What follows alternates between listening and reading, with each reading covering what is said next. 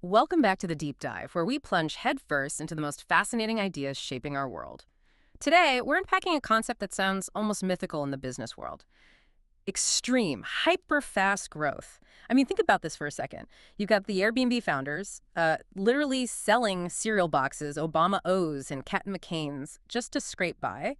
And then, boom, a company now valued in the, tens of billions? Or Amazon? Going from a pretty lean 151 employees and $5.1 million revenue in 96 Yeah. to an explosion, 7,600 employees and $1.64 billion just 3 years later.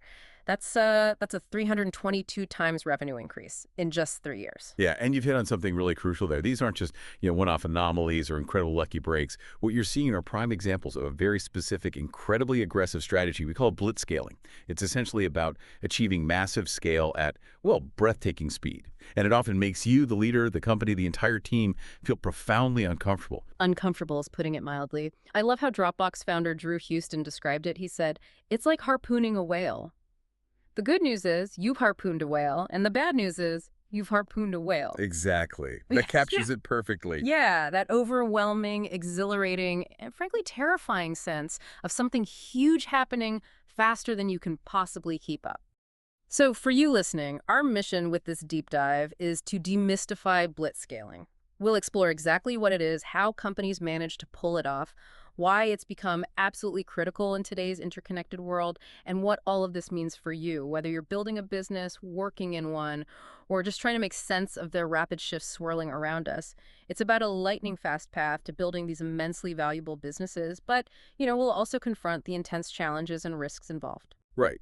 And what's truly fascinating here is that blitzscaling essentially flips traditional business wisdom on its head. It's about prioritizing raw speed over operational efficiency. And you're doing this in an environment of extreme uncertainty. You're moving so much faster than your competitors that it often feels, chaotic, messy even. And messy goes against everything we're taught about good business, right? Calculated risks, efficiency, certainty. Exactly. Most traditional advice tells you to be careful, optimize. But with blitzscaling, the real risk isn't being inefficient. It's actually playing it too safe when a market is wide open for the taking. Ah, okay. So if you don't grab the market, efficiency doesn't matter anyway. Precisely. If you win, you fix the efficiency later. If you lose because you were too slow, being efficient is completely irrelevant. So if it's about speed, how does it differ from other kinds of growth? Because, fast growth isn't exactly a new idea in business. That's a perceptive question, yeah. Yeah. And it's key to understanding blitzscaling. We can sort of map out 4 distinct growth types. Think of classic startup growth first. That's prioritizing efficiency and uncertainty. It's like, jumping off a cliff and frantically assembling an airplane on the way down. Gliding to minimize descent, learning frantically about product market fit. That's your typical startup phase. Okay, trying to figure things out while conserving resources. Makes sense. Then you have classic scale-up growth. This is about efficiency, but uncertainty. You're maximizing your return on investment in stable, established markets. Think of a well-oiled machine in a predictable environment. Right, like a mature company optimizing its existing operations. Okay, and there's also something called fast scaling. That sounds really similar. It does sound similar, but there's a crucial difference. Fast scaling does sacrifice efficiency for speed, yes. But, and this is the key point, it happens in an environment of certainty. The costs are understood, predictable. You see this sometimes in mature industries like, say, financial services, where they can build elaborate models for rapid expansion. Okay, so the uncertainty is the main differentiator for blitzscaling. Exactly. Blitzscaling is sacrificing efficiency for speed in uncertainty. This isn't just assembling the plane faster. It's strapping on jet engines while you're still, building the wings, maybe even redesigning the fuselage midair. It's do or die. You simply cannot wait for certainty. You have to move. Wow. That distinction really highlights just how radical this approach is. Okay, so let's talk about why. Why now? Why has this kind of hypergrowth become such a critical strategy? What's fundamentally changed? In a word, the internet, or more specifically what we call the networked age. It really burst onto the scene with Netscape's IPO back in 1995. That era just made everything incredibly fast. Suddenly, individuals, companies, everyone could connect globally, immediately, at a velocity that was previously, unimaginable. And this velocity isn't just a side effect, it's the very enabler of blitzscaling. So the internet gives you instant global reach, massively scalable distribution. But what's been the single biggest impact, in your view, for businesses trying to scale like this? Without a doubt, it's the rise and the sheer significance of network effects. This is the idea where increased usage of a product or service doesn't just add more users, it fundamentally boosts its value for all the other users. Right, the classic example. Exactly. Think about Airbnb. Each new host makes it better for guests, and each new guest makes it better for hosts. Or WeChat or Facebook, every friend who joins makes it more valuable for you.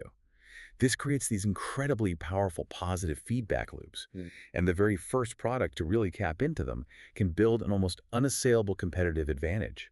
Look at eBay, founded in '95, still dominant decades later, largely because of those early network effects. And it's not just pure tech companies anymore, is it? I keep hearing Mark Andreessen's phrase, software is eating the world. Absolutely, that phrase captures it perfectly. It means software and computing are now deeply integrating into traditionally physical industries. Take Tesla cars, for instance. They're physical products, right?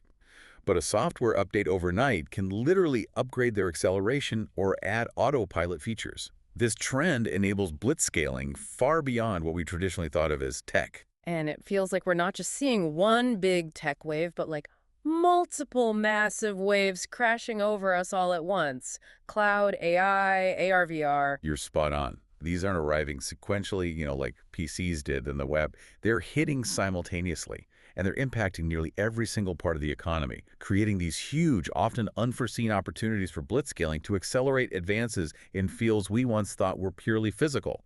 Think precision medicine, computational biology. It's like a gold rush happening on multiple fronts at the same time. Kind of, yeah. Oh. A multi-dimensional gold rush. Okay, so we've defined blitzscaling. We understand why it's so crucial right now in this networked age. Let's get down to the absolute basics, the fundamentals. What are the, say, three non-negotiables of blitzscaling? All right, the first fundamental truth about blitzscaling might sound a bit odd.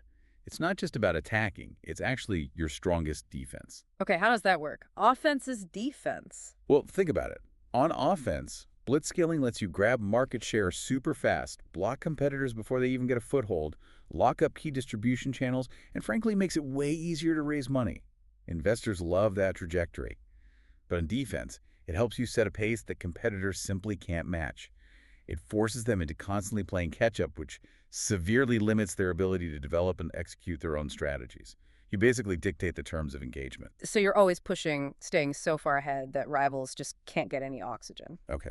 What's the second foundational principle? The second is that blitzscaling thrives on positive feedback loops, and because of that, the company that scales first reaps massive, often decisive, competitive advantages. There was a McKinsey report, Grow Faster, Die Slow, that looked at thousands of software and internet companies. It found that rapid growth, driven by these kinds of loops, was absolutely key to long-term financial success. Any examples jump out? Well, consider the difference between Twitter and Tumblr. Both grew incredibly fast, huge cultural impact, right?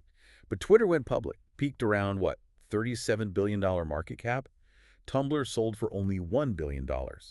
A big part of that difference was Twitter's location in Silicon Valley, giving it access to these deep networks of experienced talent engineers, managers, execs who knew scaling. Tumblr, based in New York, just didn't have that same density of experienced scaling talent readily available. It's incredibly hard for later entrants to compete once that first scaler advantage clicks in. It's not just about being first to market, it's about being first to scale. First to scale. Got it. That's a huge difference in outcome. Okay, and the third basic. I'm guessing this one involved the downside, the risks? You guessed it. The third basic is simple, but stark. Despite its incredible advantages, blitzscaling also comes with massive risks. All that aggressive growth puts extreme, almost unbearable strain on an organization. You're making huge decisions, committing vast resources, often without certainty. You're doing things traditional business wisdom would call wasteful or reckless. Like burning cash? Exactly. Look at Oracle back in the late 80s, early 90s. They were blitzscaling their sales operation like crazy, but they neglected technology and finance. They almost collapsed because the different parts of the company weren't growing in sync. The organization itself needs to scale just as fast as the revenue, or things can spiral out of control really quickly. It's like, your internal organs have to grow as fast as your limbs. That makes a terrifying kind of sense. It's like building the plane while flying it, but also trying to upgrade the pilot, the crew, and the air traffic control system all at the same time. That's a pretty good analogy, actually. Which leads us perfectly into how companies actually design their businesses for this. We're talking about business model innovation, right? Not just tech innovation. Indeed. While cutting-edge technology is often crucial, successful blitzscalers often win more through clever business model innovation than by pioneering entirely new blue sky technologies. Hmm. Think about Tesla. They didn't invent the electric car or the battery. They combined existing technologies in a revolutionary way. That was business model innovation. SpaceX, on the other hand, is pioneering truly new tech. Both are valid, but the point is, business model innovation is often how nimble startups can outcompete even huge established players. So when you're designing a business specifically for blitzscaling, what are the absolute key factors you need to maximize? What makes a business model blitzscalable? Okay, there are four really critical growth factors you need to bake into the model. First, and maybe most obvious, market size. This is just non-negotiable if you want to build those truly massive, multi-billion-dollar companies. Venture capitalists, when they look at opportunities, they're almost always hunting for potential markets of at least $1 billion in annual sales. They need those huge potential returns. And the home runs, exactly, to compensate for all the other investments that, don't pan out. Benchmark Capital's $6.7 million investment in eBay turning into $5 billion less than 2 years later. That's a 745x return. That is a home run. Wow, 745x. Okay, yeah, that definitely underscores why VCs chase those massive markets. What's the second factor after market size? Distribution. This is all about how you actually get your product or service to customers and how quickly you can do it. One really powerful approach here is leveraging existing networks. Like what Airbnb did with Craigslist. Perfect example. Airbnb, despite all the technical hurdles, built a system so hosts could easily cross-post their listings onto Craigslist with just one click. That dramatically boosted their reach and host earnings early on. Or think about how Zynga games exploded on Facebook, or how Google's algorithm changes can make or break a company's visibility overnight. Leveraging, or being leveraged by these existing networks, is huge for distribution velocity. And then there's the magic word in distribution, virality. Everyone wants virality. Ah, yes, Oh. virality. That's when your users themselves become your distribution channel. They're so delighted, or maybe incentivized, that they bring in more users, who then bring in more. It spreads like, well, a virus. This can happen organically just through use, or it can be incentivized. PayPal famously gave users $10 to sign up and another $10 for referring a friend. That fueled growth of 7–10% per day at one point. Per day. That's insane. It's insane. Dropbox used free storage for referrals. They doubled their user base from 100,000 in just 10 days. But, and this is really important, virality almost exclusively works for free or freemium products. And you absolutely need strong user retention. If people are coming in the front door and running out the back, virality just burns cash. Right, leaky bucket problem. Okay, so market size, distribution. What's the third factor? High gross margins. This is basically a measure of your long-term unit economics. How profitable is each customer or transaction fundamentally? Higher margins mean more cash generated per user, which you can then reinvest into growth. And crucially, it makes you much more attractive to investors. Like software versus retail. Exactly. Software businesses often have inherently high gross margins because the cost of duplicating software is basically zero. Think Amazon Web Services, AWS. In 2016, AWS accounted for something like 150% of Amazon's entire operating income. Yeah. It just shows the power of high-margin software as a service compared to low-margin retail. Contrast that with, say, old economy businesses like growing wheat or running a grocery store, which operate on razor-thin margins. High margins give you fuel. Okay, and the final, maybe the most critical growth factor. Has to be network effects. We touched on this, but it's paramount for sustaining hypergrowth and building those truly lasting, defensible franchises. Just to recap, it's where increased usage by any user increases the value for all other users. Facebook, WhatsApp, eBay, Uber, they all run on this principle. And you mentioned there are different types. Right. There are about 5 main categories. You've got direct network effects like social networks, Facebook, where more users directly means more value for everyone. Indirect network effects, think Android's App Store. More users attract more developers, which makes the platform better for users. Two-sided network effects. These are marketplaces connecting two distinct groups like eBay, buyers-sellers, Uber, riders-drivers, Airbnb, guest hosts, YouTube, viewers-creators. Then local network effects where value increases mainly for a connected subset, like maybe a wireless carrier's friends and family plan. Yeah. And finally, compatibility and standards, where using one technology encourages adoption of compatible ones, like Microsoft Office historically, or maybe Google's G Suite now. So getting past that tipping point for network effects, getting that critical mass sounds absolutely essential and fast. It is. It's crucial. Companies often need to reach that critical mass of users very, very quickly. Uber, for example, heavily subsidized both sides of its market certs, lowering fares for riders, boosting payments for drivers, precisely to artificially stimulate demand and reach that tipping point faster when entering new cities. The high global connectivity we have today definitely makes it easier to reach and sustain these effects than it used to be. But that initial push, that race to critical mass, is always vital. Okay, so those are the powerful growth factors to build in. But what about the roadblocks? What are the key limiters that businesses need to design around to avoid derailing their hypergrowth? Because even a great model can hit a wall, right? Absolutely. The first and maybe the most fundamental limiter is simply a lack of product market fit. If people don't actually want or need what you're selling, growth is going to be incredibly expensive, artificial, and ultimately it's just unsustainable. You can pour fuel on a fire, but you can't pour fuel on damp wood and expect a bonfire. That's the whole lean startup idea, right? Yeah. Validate first. Exactly. As Eric Ries emphasizes, you need to validate that your product genuinely satisfies a strong market demand before you hit the accelerator. Sometimes this comes from what Reid Hoffman calls network insight, really understanding user needs through their existing connections and behaviors. But without that fit, no amount of speed will save you. Okay, product market fit is limiter number one. What's the second big one? I imagine it's about the sheer practicalities of scaling up so fast. You got it. It's operational scalability. It's not enough to have an economic model that can scale if your actual day-to-day operations can't keep pace. And this really breaks down into two main parts. The first is the human factor. This is subtle but huge.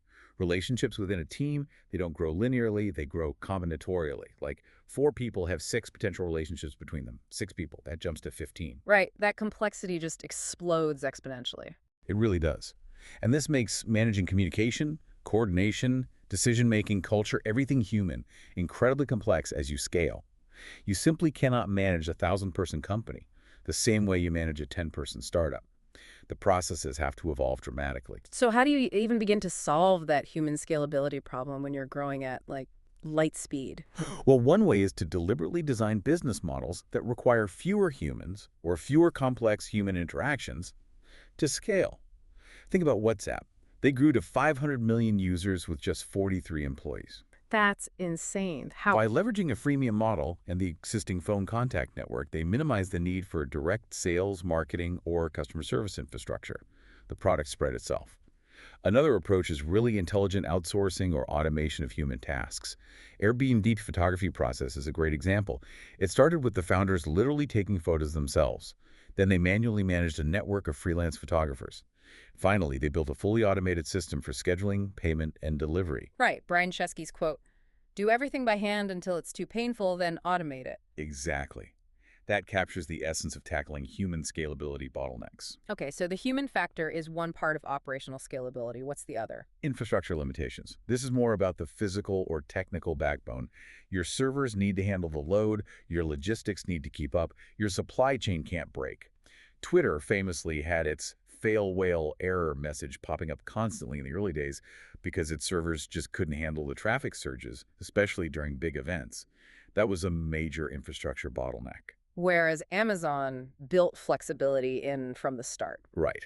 Amazon built incredibly flexible, scalable logistics systems that allowed them to handle massive growth in their delivery network. And for hardware startups especially, China's manufacturing ecosystem has become a critical infrastructure advantage. Companies like Nest could scale production incredibly quickly with relatively few internal employees by outsourcing the physical manufacturing. Okay, so you've meticulously designed your business model. You've maximized the growth factors. You've tried to design around the limiters like product market fit and scalability, but it still sounds like a huge high-stakes gamble. When do you actually pull the trigger? When do you choose to blitzscale? What's the signal? That's a really crucial strategic question. You should only blitzscale when speed into the market is the critical strategy to achieve those truly massive outcomes you're aiming for. The primary objective has to be lightning-fast growth, despite the higher risks and costs involved. It's not always the right answer for every business or every market, but when it is the answer, it's often the only answer that leads to market leadership. And it seems investors are increasingly willing to bet on that speed even before the revenue model is totally nailed down. Slack is a fascinating case there, isn't it? Absolutely fascinating. Slack raised, what, $17 million over 5 years before the product even launched to the public? But once it did, user adoption just exploded, driven by its utility and, importantly, its inherent virality within organizations. And because of that rapid adoption, they raised another $163 million within just 8 months of launch. The market saw the potential for massive scale demonstrated by that speed, even though the monetization was still developing. Speed and adoption were rewarded. So what are the main offensive reasons to decide, okay, we need to blitzscale now? When do you choose to go on the attack? Well, there are a few key offensive drivers. First, simply to pursue truly enormous opportunities. Think Jack Ma seeing the vast untapped potential of e-commerce in China. Alibaba blitzscaled to capture that, becoming a $400 billion behemoth. Second, and we've touched on this, is to achieve that first scalar advantage. It's about capturing critical mass quickly to build those network effects or other competitive moats that become almost impossible for competitors to breach later. Like eBay's auction dominance. Exactly. eBay's network effects are unassailable. Amazon or Yahoo tried, but couldn't break in. But interestingly, Amazon did quickly dominate online CD sales because CDs didn't have strong network effects. There was no barrier to entry for Amazon there. So again, it's not just being first to launch. You have to be first to scale in markets where scale creates defensibility. Market dominance through scale, not just early entry. Got it. What's the third offensive reason? To climb the learning curve much faster than anyone else, hyperfast scaling generates a massive amount of data and real-world feedback. This allows you to learn, iterate, and improve your product far more rapidly than slower competitors. You basically leave them in the dust, learning-wise. Netflix seems like a master of this. A perfect example. They started with mail DVDs because streaming tech wasn't ready. They learned logistics, user tastes. Then they jumped to streaming when it became viable, learned about bandwidth and content licensing. Then they jumped again to original content, learning about production and global rights. They were constantly scaling up new learning curves, comfortable iterating and learning in public, while competitors were still figuring out the last curve. So those are offensive reasons. Are there situations where a company is almost forced into blitzscaling defensively? Like they have no choice? Oh, absolutely. In fact, the most common driver for blitzscaling is probably the threat of competition, especially now in the networked age. Geographical barriers have basically vanished. Markets are global from day one, which means they're hyper-competitive. If you have a good idea, someone else probably does too, maybe even with more resources. Like the Airbnb versus Wimdu story. Exactly. Wimdu was a German clone of Airbnb, backed by the Samwer brothers with, like, 10 times Airbnb's funding and more employees initially. They were designed to crush Airbnb in Europe. Brian Chesky and his team at Airbnb, despite being smaller and less experienced internationally, made the incredibly bold decision to blitzscale aggressively. They expanded internationally super fast, even acquired a smaller German clone, Accolio, to gain a foothold. They chose speed and aggression to outmaneuver and ultimately defeat Wimdu. The logic is often, if someone else could seize this opportunity before you, then moving faster, even with its risks, actually reduces the overall risk of being beaten by a competitor. So competition is the big defensive driver. Does it matter if the overall market is booming or busting? Can you blitzscale in a downturn? That's a great question. And the answer is yes. It can work in good times or bad. The key isn't necessarily the absolute growth of the market, but your relative growth compared to your direct competitors. If you're growing significantly faster than everyone else in your specific space, you're winning that particular race, regardless of what the broader macro environment is doing. You're capturing the future value in that sector. In all this growth, this speed, it requires serious fuel, right? We're talking capital. Absolutely critical. Capital is both the fuel and the oxygen for blitzscaling. You simply cannot do it without significant financial resources and access to human capital, too. It requires an ecosystem of investors, talent pools that's willing to finance intelligent risks. Uber is the classic example here. They raised nearly $9 billion, a staggering amount. And used a lot of it on subsidies. Precisely. They use huge sums to subsidize rides for users and boost payments for drivers. Why?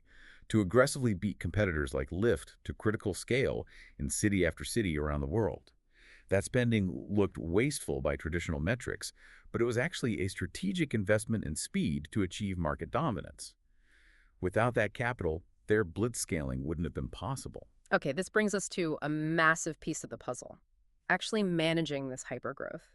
It sounds incredibly demanding, like the organization is constantly stretched to its absolute limit, maybe even past it, like being in a perpetual state of emergency. It really is. Blitzscaling puts extreme, almost unnatural strain on companies. It requires constant adaptation, constant change, and what we call management innovation. Because no matter how brilliant your business model is or how much capital you raise, if you can't actually manage the organizational chaos and strain that comes with that growth, you simply won't make it. The company will break internally. You literally have to innovate how you manage, just like you innovate your product. Okay, let's dive into that. The book outlines 8 key transitions that companies have to navigate as they blitzscale through different stages: family, tribe, village, city, nation. The first one seems pretty obvious, moving from small teams to large teams. But what are the real challenges there? It might seem obvious on the surface, yeah, but the implications are profound. Small teams, like in the early family stage, maybe up to 9 people, or tribe stage, tens of people, can operate very spontaneously, almost intuitively. Communication is easy, everyone knows everyone, but as you grow into the hundreds or thousands, you absolutely need structured organizations, formal processes, hierarchies. This changes everything about how people work together, how decisions are made, how culture is maintained. And for early employees, there's often a real psychological impact. They go from being involved in like every decision, feeling like part of a tight-knit family, to being one small part of a much larger machine. Dropbox founder Drew Houston noted that only a tiny fraction of his first 100 employees actually scaled effectively all the way to a 10,000-person organization. It's incredibly hard to predict who will adapt. So, as the team gets larger, you also need different types of people. That's the second transition from generalists to specialists. Exactly. When you're small, everyone does a bit of everything. You need people who can wear multiple hats, the brilliant generalists.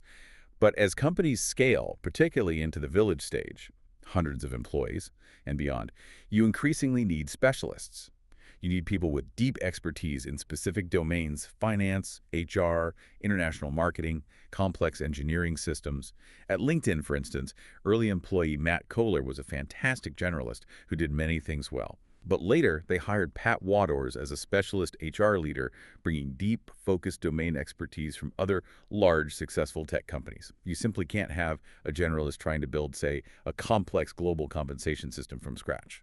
And the roles of the people themselves evolve dramatically too. That's the third transition, from individual contributors to managers, and then eventually to executives. This is another critical one, and it's often really tough for founders and early teams. Someone who was a rock star individual contributor, or even a great manager of a small team, might not have the skills or temperament to scale into an executive role that requires broader strategic thinking, managing managers, dealing with complex organizational dynamics. So you often have to hire from outside. Very often, yes. As you blitzscale, you frequently need to bring in outside executives who have already experienced that kind of rapid growth or managed at that larger scale before. Facebook, for example, famously hired Mike Schroep as VP of Engineering and David Ebersman as CFO. Both came with experience from rapidly growing or already large organizations. Similarly, Tencent in China brought in Martin Lau early on to instill much-needed business discipline and organizational best practices into its incredibly fast-growing but somewhat chaotic structure. Sometimes you have to accept that the person who got you here isn't the right person to get you there. That must lead to some difficult conversations. Okay, the fourth transition is about decision making, shifting from centralized to decentralized. I imagine founders, especially, have a really hard time letting go of control here. They absolutely do. It's one of the hardest things for many founders. But as the company grows, the founder or the small initial leadership team simply cannot possibly make every important decision anymore. It just doesn't scale. Centralized authority becomes a crippling bottleneck. To maintain speed, you have to push decision-making down and out. You need decentralized teams who are empowered to make decisions closer to the problem, closer to the customer, closer to the market. Any examples of companies struggling with this? Sure. Facebook, after initially struggling with its shift to mobile, famously decentralized its product teams, giving them more autonomy to move faster. Google, in its early hypergrowth phase, apparently had something like 400 engineers, all reporting up to a single VP, Wayne Rosing. They quickly realized that was unsustainable and had to implement a much more distributed, structured engineering organization to keep moving fast. Centralization kills speed at scale. Okay, decentralizing decisions. What's the fifth transition? It feels like we're moving from relying on gut feelings to something more concrete. That's exactly right. The fifth transition is from inspiration to data, moving away from just intuition, gut feel, and improvisation, which are often essential in the very early days, towards making rigorous, data-driven decisions. Wow. Jeff Bezos at Amazon famously had a policy: if this is a decision based on opinions, then my opinion wins. However, data beats opinion, so bring data. Amazon's customer questions and answers feature, which apparently added billions in sales, reportedly came about because product teams used data to prove Bezos' initial intuition wrong. So data trumps the hippio, the highest paid person's opinion. Ideally, yes. YouTube is another example. They focused intensely on a single core metric, watch time, to drive almost all their product and strategic decisions, cutting through opinions and aligning everyone. Companies serious about this need to invest heavily in the infrastructure, the tools, the people to enable data-driven decisions. And they need to avoid vanity metrics, things that look good but don't actually correlate with business success, like maybe Twitter's early focus on API call volume. Increasingly, you see dedicated growth teams being created, combining marketing, product engineering, and data analysis, specifically tasked with driving growth based on experimentation and data. That sounds like a lot of Google's products. Is that related to the sixth transition, moving from single-threaded to multi-threaded? You're observant. Yes, that's very much related. This is the shift from focusing intensely on just one core product or business line to developing and managing multiple new initiatives simultaneously. This typically happens later in the scaling journey, often around the city stage, once a company has maybe over 1,000 employees and its core business is more established. LinkedIn, for example, realized its initial focus solely on professional profiles and connections wasn't enough to drive deep engagement. So they had to become multi-threaded, reorganizing product teams to work on different initiatives concurrently, like the news feed, influencer programs, learning platforms, etc. Google seems like the ultimate multi-threaded company. They are a prime example, yes. They have numerous product lines and services, some more integrated than others. Their multi-threaded approach has allowed them to explore many different opportunities. Apple, interestingly, represents the counter strategy. Steve Jobs intentionally kept Apple highly integrated and relatively single-threaded, focusing intensely on a smaller number of core products. It's a strategic choice. Okay, and the seventh transition is a really evocative one. From pirate to navy, what on earth does that mean in a business context? Yeah, it's a great metaphor. It describes the necessary shift in mindset and behavior from the early, scrappy rule-breaking days to the more disciplined, strategic approach needed at scale. In the early stages, a startup often needs to be like an ethical pirate. They're nimble, aggressive, willing to challenge the status quo, maybe bend or reinterpret existing rules. Think PayPal navigating complex banking regulations early on, all in service of innovation and finding a path forward. It's a relentless offense. But you can't stay a pirate forever. Not if you want to build a lasting, large-scale organization. By the time you reach the village stage, hundreds of employees, or certainly the city stage, it's time to start building a navy. This means establishing more discipline, structure, and processes. It means playing defense as well as offense, protecting your market share, building moats.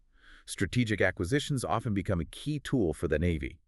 Think Google buying YouTube or Facebook acquiring Instagram and WhatsApp. These were partly offensive moves to capture new markets or technologies, but also deeply defensive moves to eliminate potential future threats and solidify their position, locking out the competition. Uber seems like a company that really struggled with that transition, right? From pirate captain to, like, fleet admiral. A classic case study in the challenges of that transition, yes. Moving from a culture that celebrated breaking rules to one that needed more discipline and predictability as it became a massive global entity was, and perhaps still is, a major hurdle for them. Okay, that makes sense.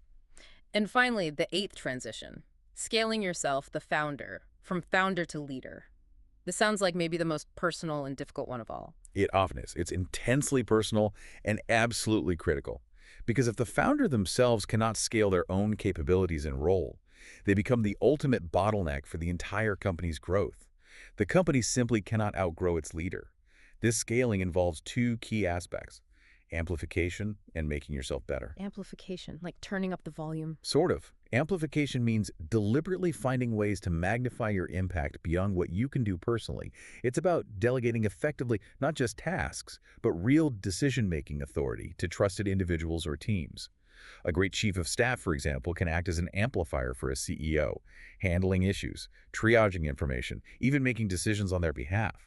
Mark Zuckerberg, for example, uses a substantial team to help manage his public communications and social media presence. He can't personally write every post or reply to every comment, but that team amplifies his reach and engagement far beyond what he could do alone. Okay, amplify your impact. And the second part was making yourself better. Right. This means becoming a relentless learning machine. You have to constantly acquire new skills, new knowledge, new perspectives as the company's challenges evolve. Elon Musk is famous for this, right? Teaching himself rocket science, battery technology, AI. It also means carving out dedicated time for reflection and strategic thinking, even amidst the chaos. Mark Zuckerberg and Sheryl Sandberg reportedly had standing meetings first thing Monday and last thing Friday just to sync up, reflect on the past week, and plan for the next, no matter how crazy their schedules were. You, as the founder or leader, cannot be the lid on the company's potential.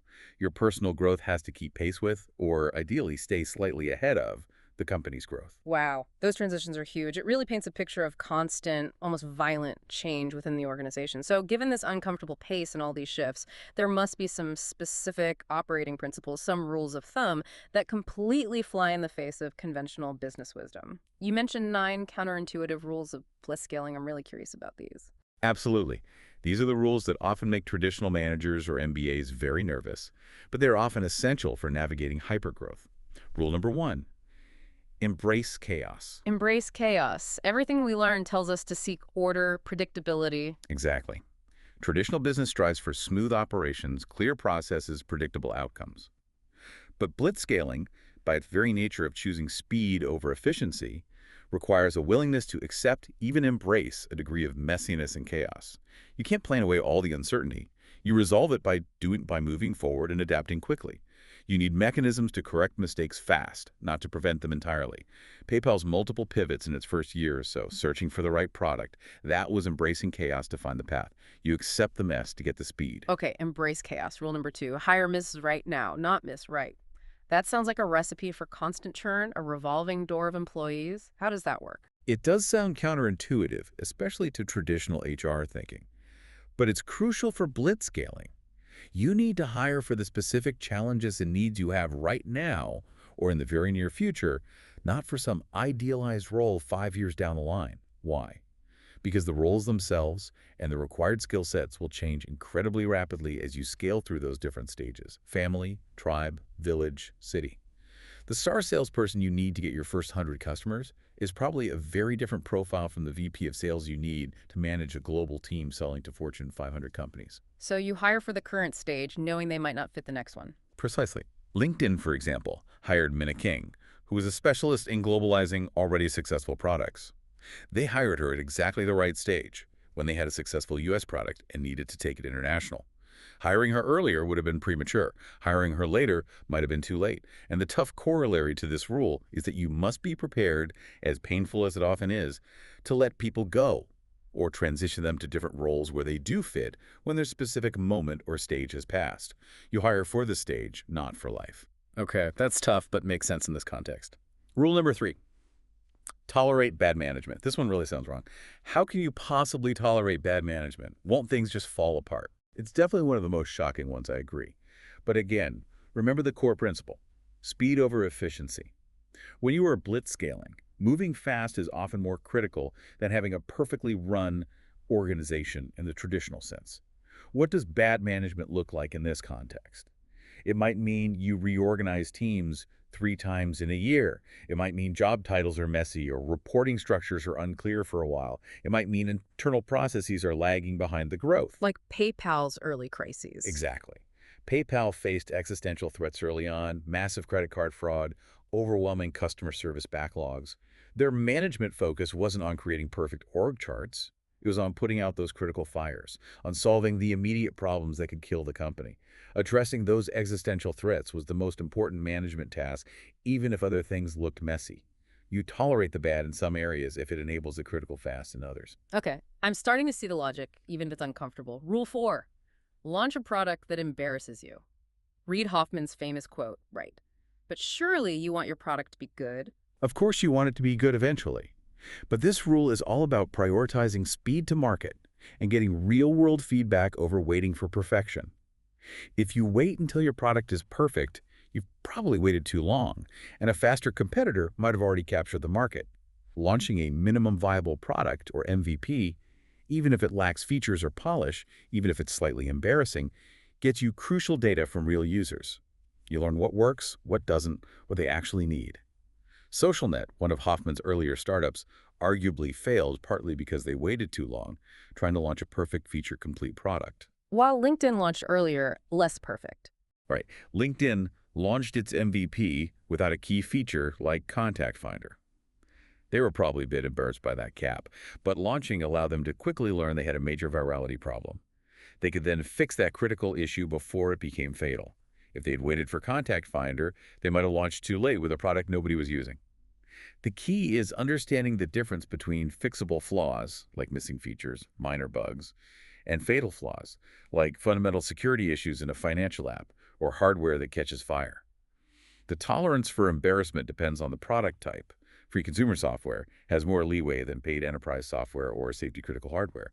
But the principle is launch, learn, iterate, fast. Okay, launch even if imperfect. Rule 5, let fires burn. My instincts are screaming, no, put out the fires. How do you do that without the whole place burning down? It's another deeply counterintuitive one.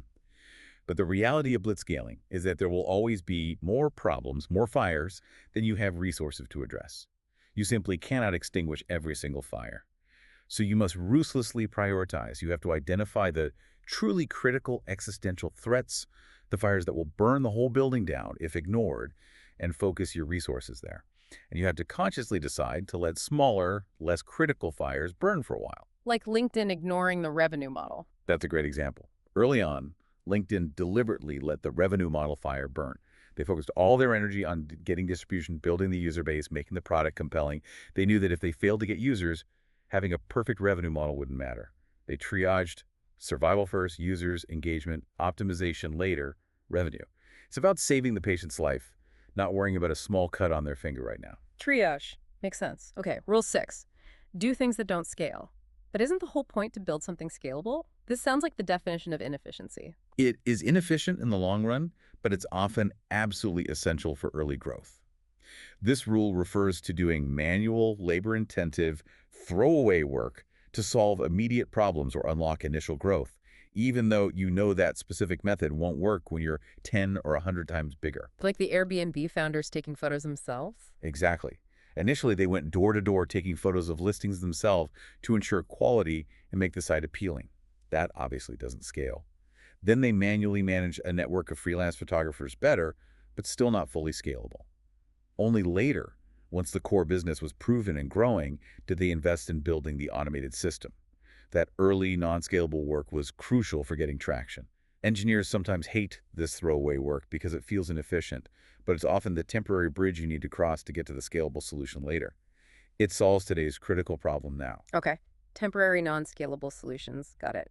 Rule 7 must be particularly painful for anyone in business. Ignore your customers. That sounds like the absolute antithesis of good business. How is that ever okay? This is perhaps the most dangerous rule if misinterpreted. It is absolutely not a long-term strategy. It's a temporary, emergency mode survival tactic that you might be forced into when facing an immediate existential threat caused by hypergrowth itself. The classic example is PayPal again. During a period of insane exponential transaction growth, they were also hit with a rampant, sophisticated credit card fraud that threatened to bankrupt the entire company within months. At the same time, their customer service was completely overwhelmed, thousands upon thousands of unanswered emails, phone lines jammed. So what did they do? They made an incredibly tough call. They essentially halted proactive customer support. They stopped answering the phones for a period and threw almost all available engineering and operational resources at fighting the fraud. They had to choose between letting the company die from fraud or temporarily angering customers with poor service. They chose survival. And hired customer support later. Exactly. Once the fraud was under control, they hired hundreds of customer support staff to catch up. But in that critical moment, it was literally, ignore some customer needs now, or there will be no company to serve any customers tomorrow. It's a desperate short-term measure, only justifiable in a true crisis. Okay, a crisis exception. That makes more sense. Rule 8. Raise too much money. This feels like it goes directly against the lean startup ethos of raising just enough capital to hit the next milestone. It does seem counterintuitive to the capital efficiency mantra, doesn't it? But in the context of blitzscaling, often the bigger risk is raising too little money. Not too much. Why? Because blitzscaling is inherently unpredictable and often requires making big, bold bets ahead of proven revenue or market certainty. Raising more capital than your spreadsheet says you strictly need provides a crucial buffer. It protects you against unforeseen problems, competitive attacks, or sudden market downturns. It also gives you a powerful competitive weapon. You can outspend rivals on marketing, talent, R&D, or subsidies like Uber did. Both PayPal and LinkedIn raised significant funding rounds right before major market crashes, the dot-com bust in 2000 and the financial crisis in 2008, respectively. That extra capital cushion allowed them to keep growing and even acquire struggling competitors, while others were forced to pull back or died. So it's like a war chest. Exactly. It's a war chest for a long, fast, unpredictable race. It fuels potentially inefficient growth today for the sake of achieving dominant scale and long-term profitability tomorrow. Okay, raise more than you think you need. And finally, the ninth counterintuitive rule. The ninth rule is perhaps less a single action and more an overarching principle. Develop a culture that is relentlessly devoted to aggressive experimentation and data-driven decision-making. In the chaos of blitzscaling, a strong, clear, consistent culture is absolutely vital. It acts as a substitute for rigid rules and bureaucracy. When everyone understands the mission, the values, the tolerance for risk, the emphasis on speed and learning, they can make faster, more aligned decisions even in decentralized teams. Like Facebook's move fast and break things. That was a perfect encapsulation of their early blitzscaling culture. It gave employees permission to try things, to risk failure, to prioritize speed, knowing that was valued. At PayPal, Max Levchin famously instituted a difficult problem-solving test as part of the engineering hiring process, not just to find smart people, but to actively cultivate a culture focused on tackling big, hard problems. This kind of intentional culture building ensures everyone is rowing in roughly the same direction at high speed, even when the waters are incredibly choppy. Contrast that with, say, the historical cultural problems at United Airlines versus the strong, clear, values-driven culture at Southwest. Culture guides action when formal process can't keep up. Wow, that's an incredible and, quite frankly, slightly terrifying set of rules for operating a business. Okay, let's broaden our view again. We've established it's not just tech. Is blitzscaling purely a Silicon Valley phenomenon? Or does it apply more broadly across the globe, maybe even outside of business altogether? Oh, it definitely applies far beyond Silicon Valley and high tech. No. We already talked about how any industry with strong growth factors and solvable limiters can potentially blitzscale. We mentioned Zara earlier, the fast fashion empire. Their entire model is built on extreme speed design to store in maybe 2 weeks thousands of new designs annually. That speed is their competitive weapon, allowing them to capture fashion trends instantly, and they maintain high gross margins to fuel it, even choosing to manufacture mostly in Spain and Portugal, which seems inefficient on the surface but enables their core advantage speed. That's a great non-tech example. What about Chesapeake Energy you mentioned? Right. Chesapeake, in the early days of the U.S. fracking boom, pursued a strategy of aggressively leasing vast tracts of land. They often paid top dollar, sometimes sight unseen. Without full certainty about the gas deposits or future energy prices, they deployed this huge army of landmen to sign leases faster than anyone else. This seemingly inefficient spending on land acquisition allowed them to lock up prime territory and become the fastest-growing energy company of its time. They blitzscaled land acquisition to dominate the emerging fracking landscape. Speed was the key. So it happens in fashion, energy. Can established large organizations do this? Or is it really just a startup game? Are big companies just too big, too slow, too bureaucratic? They absolutely can blitzscale, and sometimes they absolutely must to survive or thrive. Established companies have some distinct advantages, actually. They often have significant existing cash flow to fund big bets. They might have more patience to iterate on long-term plays. Think Google pursuing self-driving cars for over a decade, or Facebook investing billions in VR with Oculus long before it's a mainstream market. And they have the power of mergers and acquisitions. They can acquire rapidly scaling startups to instantly gain scale, technology, or market access. Priceline fundamentally transformed itself by acquiring Booking.com.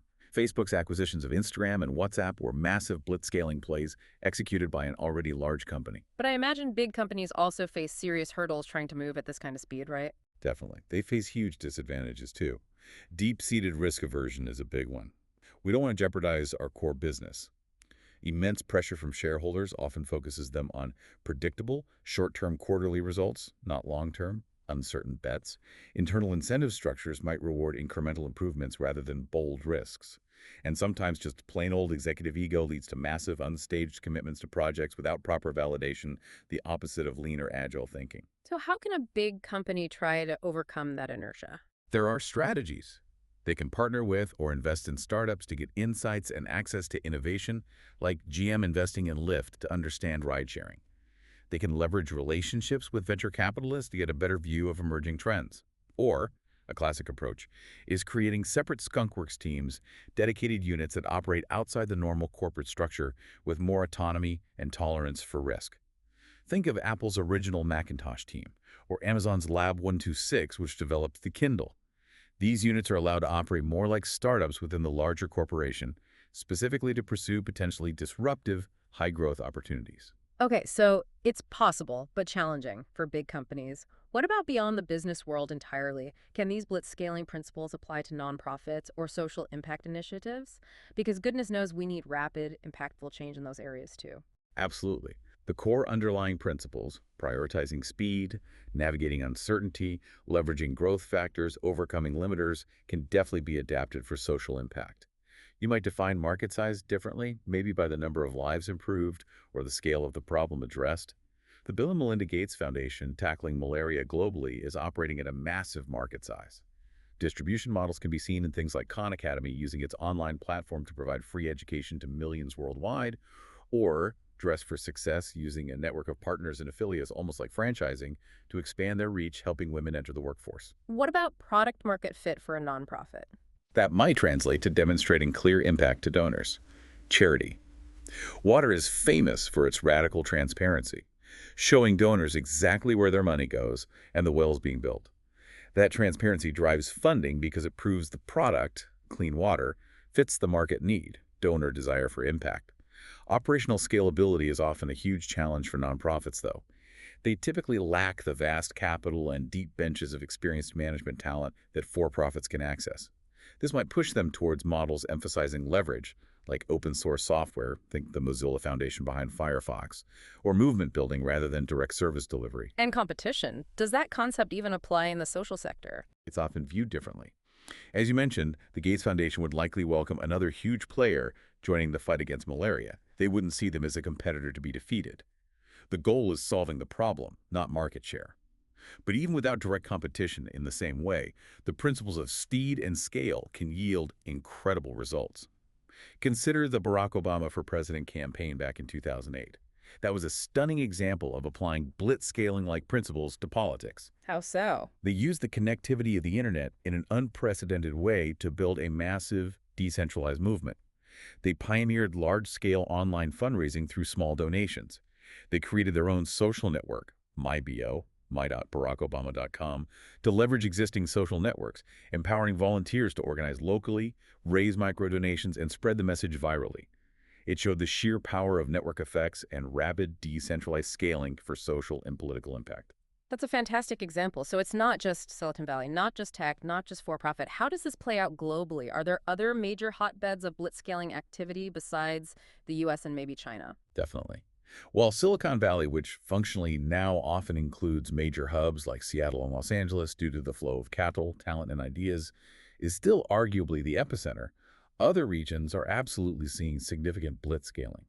Stockholm, Sweden, for instance, punches way above its weight, producing the second highest number of billion-dollar startups per capita after Silicon Valley. Spotify is the obvious giant there, a prime example of aggressive global expansion, huge funding rounds, and rapid subscriber growth even while initially unprofitable. We're seeing major blitzscaling efforts in India, with companies like Flipkart and e-commerce, though now owned by Walmart. In Africa, Kenya's M-Pesa pioneered mobile money and scaled massively. Israel is renowned for its tech ecosystem and rapid innovation cycles. Australia, Estonia, you're seeing pockets of intense activity and successful scaling stories emerge globally. What challenges do these emerging ecosystems face compared to Silicon Valley? They often face challenges like smaller domestic markets, less deep pools of experienced scaling talent, people who've done it before, and sometimes less mature venture capital markets. They might lack the density of interconnected networks and supporting infrastructure. However, they also have unique opportunities, sometimes less competition locally, the ability to leapfrog older technologies or specific market needs they can address rapidly. But you mentioned China earlier. It sounds like, in terms of sheer tempo and intensity, China is really in a league of its own, the true land of blitzscaling. Without a doubt. If Silicon Valley invented blitzscaling, China has perfected it and operates at an even faster, more intense tempo. There are a few reasons for this. First, the sheer massive market size of China means the potential rewards for scaling quickly are astronomical. Second, there's incredible flexibility in labor and manufacturing. The famous story of Apple needing 8,700 industrial engineers for iPhone manufacturing and finding them in China in just 15 days, that kind of speed and scale, is almost unimaginable elsewhere. And third, the intensity of competition is just brutal. It's often winner-take-all or winner-take-most, magnified by the market size. This forces companies into hyper-aggressive scaling just to survive. Companies rise and fall incredibly fast there. Xiaomi is a great example. Rocketed to become one of the world's most valuable startups, then hit major headwinds and saw its valuation plummet, only to reinvent itself and climb back. It's a perpetual, high-speed Darwinian race over there. Okay, so this force is global and incredibly powerful. If you're an incumbent, a traditional business, and suddenly a competitor starts blitzscaling in your market, what do you do? Ignoring it seems like signing your own death warrant. Ignoring it usually is fatal, yes. You generally have three main defensive options, though none are easy. First, you can try to punch out your competitor. This is the classic incumbent response. Use your superior resources, cash flow, market power to try and outspend them, crush them, exhaust them before they reach critical scale. Think Pepsi versus Coke and the Cola Wars. But this is incredibly risky against a true blitzscaler who's funded for speed and playing by different rules. It often fails because the blitzscaler isn't playing the same efficiency game. Okay, punching out is risky. What's option two? Option two is essentially join them. If you can't beat them, join them. This usually means either launching your own serious blitzscaling effort in response, which requires overcoming all those internal big company hurdles we talked about, or, more commonly, acquiring a promising blitzscaler in the space. Walmart acquiring Jet.com for $3.3 billion was exactly this play, buying speed and e-commerce expertise to better compete with Amazon. But this path is also fraught with peril, especially culture clash. Integrating a fast-moving, maybe chaotic startup culture into a large, established bureaucracy is incredibly difficult. Walmart and Jet reportedly had significant friction over everything from strategy to, apparently, office happy hours. Right. The culture clash can kill the value. So punch out, join them. Yeah. What's the third option? The third option is to avoid them. Basically, concede the contested ground and strategically migrate your business to a new, different market space where the blitzscaler's advantages are less relevant and where your own core competencies might still offer a defensible position. IBM did this brilliantly years ago. When facing intense competition in the PC hardware market it had largely created, it strategically shifted its focus towards higher-margin software and services, effectively avoiding a direct, losing battle on hardware. Like independent bookstores surviving Amazon. That's another great example. Independent bookstores couldn't possibly compete with Amazon on price, selection, or convenience. The dimensions Amazon blitzscaled. So the ones that survived and thrived repositioned themselves. They became literary community businesses, offering curated selections, author events, knowledgeable staff, a pleasant browsing experience, coffee shops, things Amazon couldn't easily replicate online. They found a different pond to swim in, one less vulnerable to Amazon's blitzscaling strength. Avoid the fight you can't win by changing the battlefield. Makes sense. Okay, this has massive implications beyond just business strategy. When companies scale this fast and become this dominant, they inevitably become more than just businesses. They start impacting culture, politics, the very fabric of society. What are the broader benefits and, maybe more critically, the challenges of blitzscaling when viewed from a societal level? Yeah, that's a huge and important point. Blitzscaling companies, when successful, often achieve a scale and influence that transcends traditional business. This brings immense responsibility, far beyond just maximizing shareholder value. The benefits can be enormous. Blitzscaling drives the creation of incredible value and innovation. Think smartphones transforming communication, or audacious moonshots like SpaceX aiming for Mars. Enabled by rapid scaling and investment, it can foster entirely new industries and platforms, like Slack changing workplace collaboration or Netflix revolutionizing entertainment. It can even improve social mobility by creating new kinds of jobs and economic opportunities. But there's a dark side too, right? The challenges. Absolutely. The challenges are significant and widely debated. There are concerns about the potential for monopolies or oligarchies forming, concentrating immense economic and social power. There's the issue of information overload, filter bubbles, and the sheer pace of change causing societal disruption impacting employment in traditional industries, changing community structures, altering social norms. It's worth noting, though, that many of these concerns about the negative impacts of new, rapidly scaling technologies are not entirely new. Socrates famously worried about the detrimental effects of writing on memory and true understanding. There were huge societal anxieties around the printing press in the 16th century, and later about newspapers, radio, television. The scale and speed might be unprecedented today, but the debate about technology's societal impact is a recurring one. That's a fair point. History doesn't repeat, but it rhymes. How do we, or how should these companies, handle the very real systemic risks that emerge at massive scale? Like the issues Facebook has faced with election integrity, data privacy, the spread of misinformation.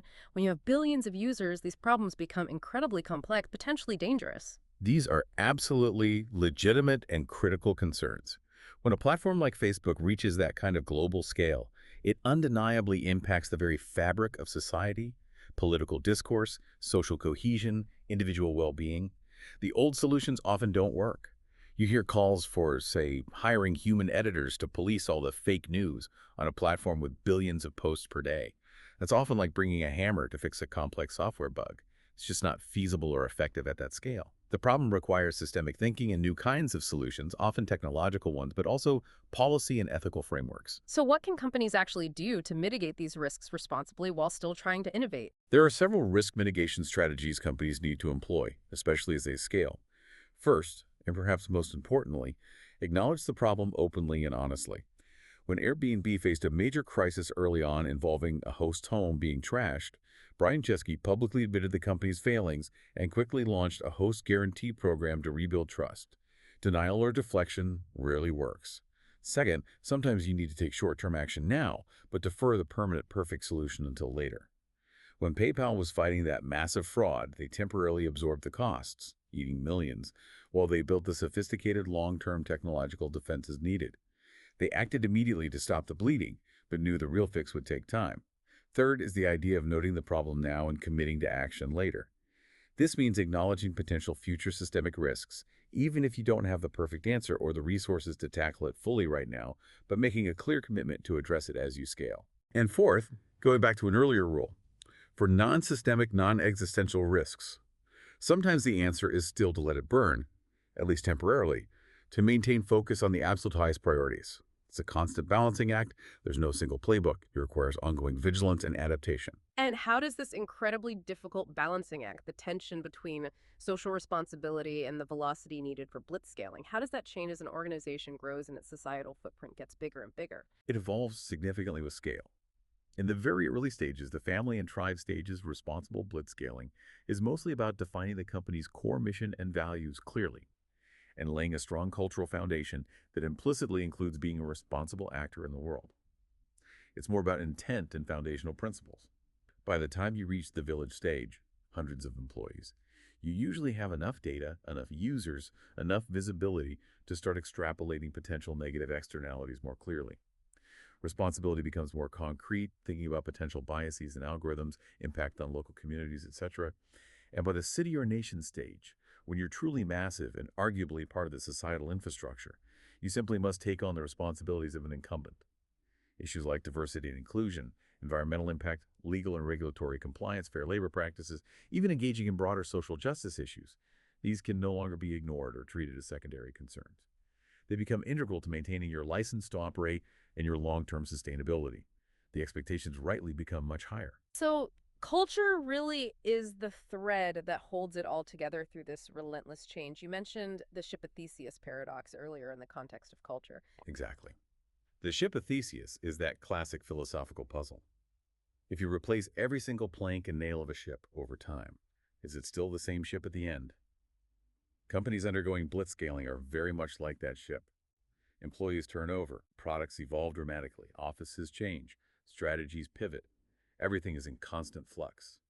Culture, the shared values, beliefs, norms, behaviors, is one of the few mechanisms that allows the company to retain its essential identity, its core essence, through all that change. It's how you maintain the Apple-ness of Apple even after Steve Jobs, or the Google-ness despite its massive size. But this doesn't happen automatically. It requires deliberate, conscious effort in cultural transmission through consistent communication from leadership, through hiring and onboarding processes, through performance management, through storytelling. And critically, it means building inclusive cultures and prioritizing diversity from the beginning. Trying to retrofit diversity and inclusion onto a large homogeneous culture later is far, far harder. Your culture is the ship, and you need to tend to it constantly throughout the journey. Okay, so to try and wrap up our deep dive today, Blitzscaling, at its heart, seems to be about embracing often uncomfortable, rapid change and prioritizing breakneck speed, particularly when navigating uncertainty. It's a powerful, maybe even radical framework for building these massively valuable businesses and driving incredibly rapid progress in the modern world. That sums it up well. The market, the world, is always evolving, always throwing new technologies, new competitors, new challenges at us. And the pace feels like it's only accelerating. Blitzscaling provides a mental model, a strategic framework for navigating that constant accelerating change, particularly when the goal is significant scale and impact. It demands continuous learning and adaptation. So here's maybe a provocative thought for you, our listener, to chew on as we finish up. The companies that choose to blitzscale, the ones that successfully navigate this chaotic process, they aren't just growing fast. They are fundamentally reshaping entire industries, economies, and maybe even aspects of society itself. They are increasingly setting the pace of progress, for better or worse, in nearly every sector. It's really up to you, then, to understand this dynamic, to figure out if and how you might lead, participate in, or respond to this kind of change, whether it's for yourself, for your company, or for the wider world. So, race you to the future. Yeah, maybe the call to action is this. Be a first responder. When you see new technologies, new markets, new possibilities emerging, don't let the inherent uncertainty paralyze you into inaction. Try to act quickly, even if imperfectly. Learn from mistakes, adapt. And maybe also consider how these powerful principles of rapid scaling and navigating uncertainty could be applied to important problems beyond just building the next billion-dollar tech company. How could we blitzscale solutions for climate change, for education inequality, for public health? Driving positive impact in the world might also require thinking differently about speed and scale.